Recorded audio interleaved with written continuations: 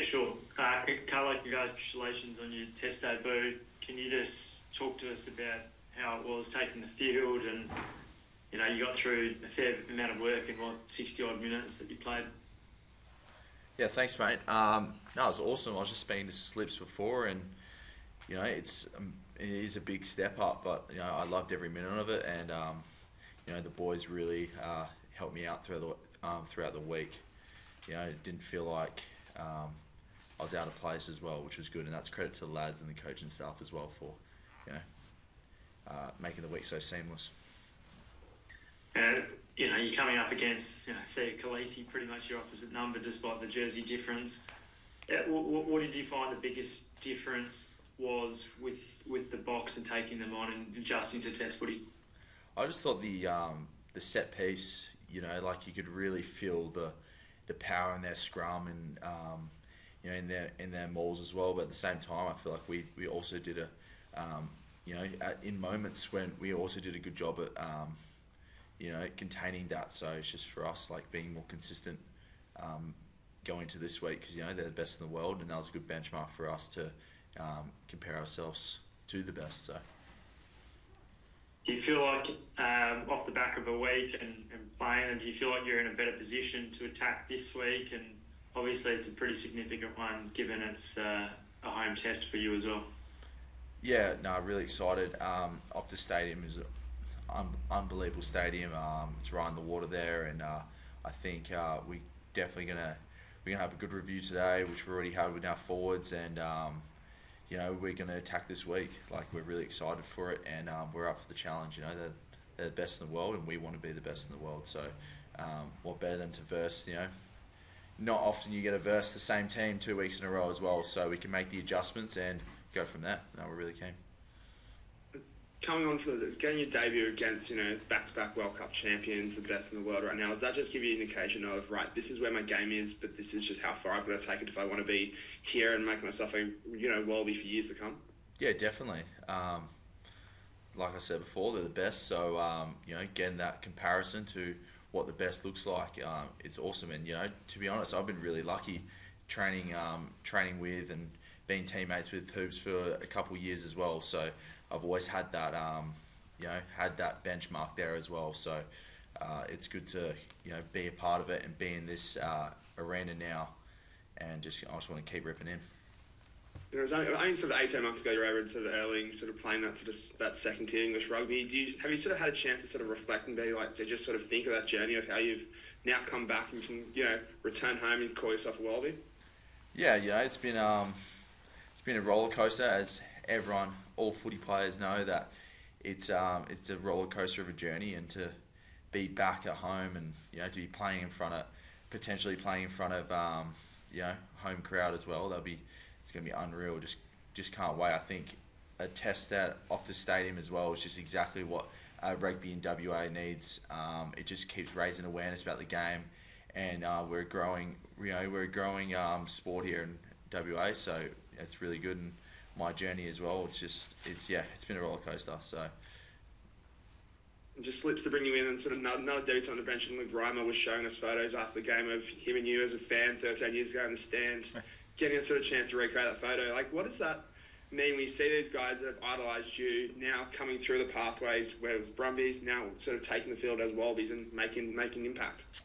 Oh, it's awesome to see. That's kind of happening to me a bit more than I'd like. I made a comment earlier today that I'm starting to get coached by players I played with.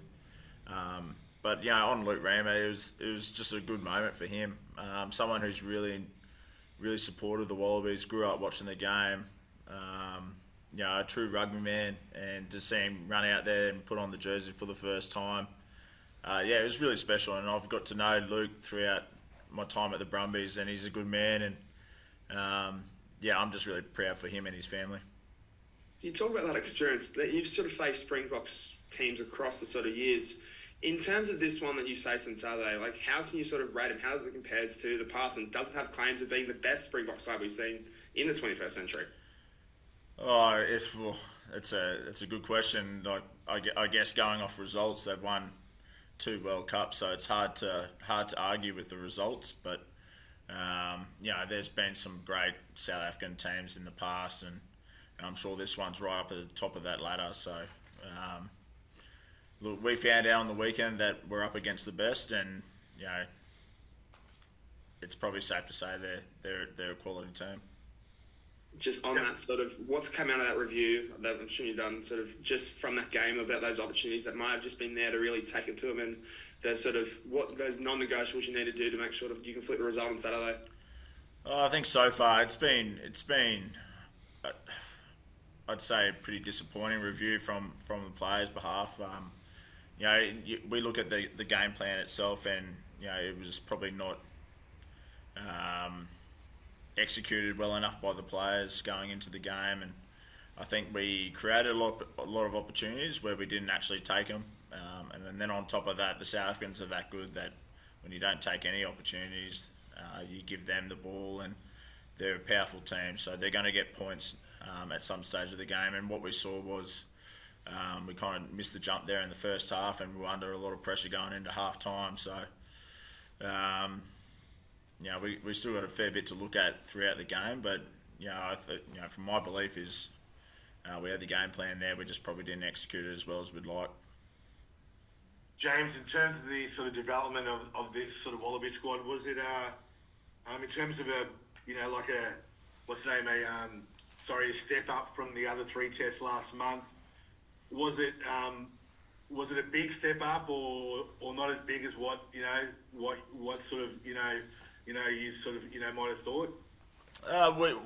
We knew it was going to be a step up. Obviously, Wales and Georgia, they were really good tests for us at that point in time. And look, they're not bad teams either. Like they put us under pressure, and they probably haven't got the results they've liked either. But they're quality players. So we'll challenge there in the July test. But we knew coming into obviously the Rugby Championship, we're up against a two-time World Cup winning team. The results speak for themselves. It's going to be a step up naturally. They've got some big bodies, some really experienced players, and we found out on the weekend what the benchmark is in in World Rugby, and the beauty of it is, and Carlo mentioned it, we get to play them again. So we'll review, we'll see where we can get better, and it's about just being consistent in that game plan. And just on Carlo, what did you make of his first appearance? For me? Yeah. Yeah, I thought he was great.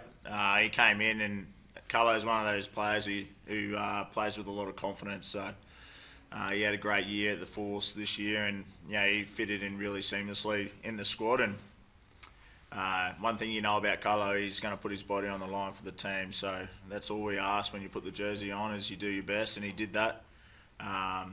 Excited to see what the future holds for him. Hey, Carlo, debutants, it's not like you haven't been eased into it, have you? You've been thrown into the deepest of ends against South Africa. As a debutant, as someone who's watched on for a long time, what's it like now then trying to reverse a result like that? Because I imagine, even though you're so honoured by getting that Wallabies jersey, I imagine there's a fair amount of you that sits back and goes, bloody hell, I want to win the next one. Yeah, to be honest, I really love that I got just thrown straight in the deep end against the best in the world. I think that's an awesome way to test how all the hard work you've been putting in over all these years since you're a kid, see where you kind of can put yourself. And obviously, after the weekend, it was like a bittersweet. I was absolutely gutted because winning is everything. So to lose in front of that massive home crowd was a tough one, and especially on all the players. In the sheds, we were pretty upset about that, and as you would be. So for this week to be able to put forward a good performance we can really be proud of at Optus Stadium in front of especially for me in front of the Perth local fans, that'll be something I'll remember forever. So especially being a part of this group as well. And Slips, you just mentioned about watching on the tactics of the execution not quite measuring up to the tactics.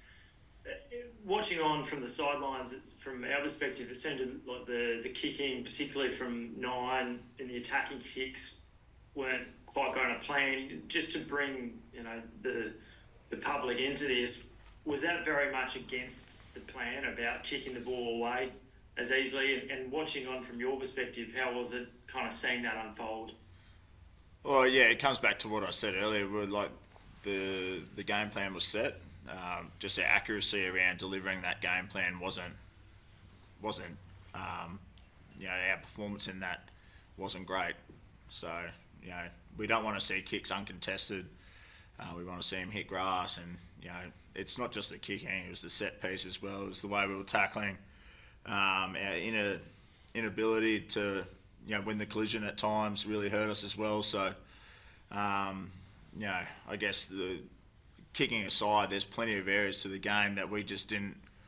Or we just weren't accurate in delivering. So what we know is if we get certain areas of the game right, we can create a lot of opportunities, and we've seen that in the review. But we know we're going to have to be good this week. Like it's a fine margin in Test rugby where you're not as accurate as you want to be, and you get punished, and that's what happened to us on the weekend. And everyone sitting at home probably saw that as well. So we're going to have to be better. We're going to have to be good to get a performance that wins. And Argentina flipping like the script and blowing away New Zealand on the weekend, does kind of results like that at times show that quickly results can change? And can you even draw any confidence from that? Well, it was a big game, wasn't it? It's the ABs are pretty hard to beat New Zealand, and the Argentinians managed to do that. So full credit to them. One thing in rugby is 1 week's performance can easily be turned around, and luckily Carlo said it. Like we get to play the same team twice in a row in this competition, so it's the ability for us to change the performance is easier in that circumstance. But at the end of the day, you've just got to perform on the day when the pressure's on. No matter where you're playing, home or away, all these teams will put you under pressure, and it's how you deal with that. And it was the physicality that kind of stood out watching Argentina play, but is that the area that should be the non-negotiable for the Wallabies, that physically you guys get out there and I know you've given it a crack, but there seems like the difference between intensity at times. When you're intense, the results generally kind of show. Yeah, well, there's probably a direct parallel from that. Physicality is always going to be an important part of any test match, no matter who you're playing. But it's also being accurate around it as well. So, the way the rugby's play these days, you need all 15 men on the team, but you want to be as physical as possible. And with physicality, you want to be accurate, and that will give you the best chance of being in the spot you want to be in, if that makes sense. So, for us, we've got plenty to work on. We're under no illusions that we're the finished product. But one thing I'll admit to is, we want to be better than last week. Did you want to do anything online, or did you want to just go? Perfect, thanks, man. Obviously, not the result you're looking for on the weekend, James. As one of the senior members of this side, what are you saying to the guys, given it's a bit of a new look pack, there's been a bit of change, transition, a few new guys coming in, and especially, given some of the injuries, what's been your message to some of the young forwards? Well, we haven't really trained yet. We've been just dissecting what's happened so far, but for me, it's just about staying at it. We truly believe in the direction we're going under the coaches we've got. And as I said at the start, as a playing group, we just didn't perform to our best of ability for that game plan. We have a true belief in what we're doing, and it's up to us as players to go out there and be accurate in doing it. And for us, it's just about going back to work, training hard and making sure we prepare well, because it's not going to get any easier. And Carlo, just one for you as well. It's a lot easier said than done when you're facing that forward pack, but how do you guys improve the breakdown this weekend? Like what Slips has been saying, I couldn't agree more. It's just all about accuracy. You can be as big as you want, but if you're accurate with what you're doing, that's going to make up for the physicality, especially at breakdown time. So, for us moving forward, it's just accuracy. That's it.